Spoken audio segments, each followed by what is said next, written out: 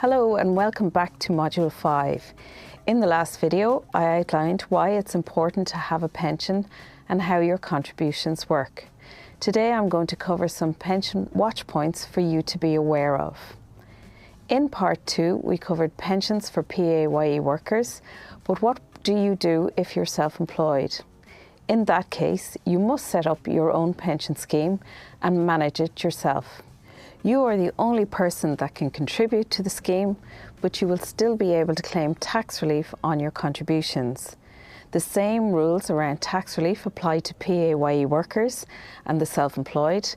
The relief is based on a percentage which depends on your age and your earnings, capped at $115,000 per annum. When they are starting out, entrepreneurs might find that they are not in a financial position to make contributions to their retirement pot. But once their business becomes profitable, they are able to fund their pension tax efficiently to a limit of €2 million. Female pension holders are usually tempted to invest their pension in cash or lower risk assets, but it's worth keeping in mind a lower risk allocation means you won't get the tax-free benefit on the growth. The general rule of thumb is the younger you are, the more you can lean towards higher risk investments and then switch to low risk strategies as you progress through your 40s and 50s. This will help to maximise your pension lump sum. After all, it is your contributions plus growth that make up your final pension pot. So be sure to recalibrate your pension on a frequent basis and ask, are your current investments going to get you the amount you want in retirement? Also consider the annual management fee of your pension and is there commission on contributions. Find out how much of your contribution is being invested on your behalf. For example, if your net allocation is 95%, this means that 5% of your contribution is taken as a fee and 95% is invested on your behalf. That could have an impact on your long-term growth.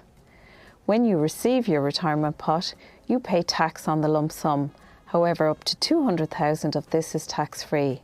If the lump sum is over $200,000, the amount between this and $500,000 is subject to income tax at 20%. Most people take about 25% from their pension and the rest goes into a post-retirement fund. Once you have retired, you need to be prepared to start seeing your pension pot switch from increasing to decreasing. Now you're in drawdown mode and it can take a bit of time to get used to. You've spent a long time saving for your pension and now you're spending it. If you've been working for several years in different companies, you might have a couple of employer pension funds lying around. The obvious might seem to consolidate them to make them easier to administrate from an investment point of view, but it depends on what you want your pension to look like. If you consolidate an older scheme and transfer it to another scheme, you might lose the option to take a lump sum from an older scheme, which could be of use to you at some point, depending on your circumstances. So consider it carefully before deciding to take action to consolidate. You can consider phased retirement, which is when people don't fully retire and decide to work reduced hours. People in these circumstances can supplement their income with some of their pension scheme. In that case, you can use an old employer scheme because those schemes can be availed of from the age of 50. You don't have to retire when you leave your job. You can make your decision based on your circumstances at the time.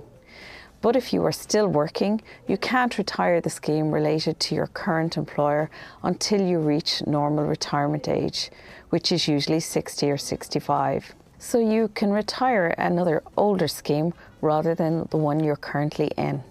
It's very important to get advice on your pension pot because this is the biggest asset you're ever going to have outside of your home.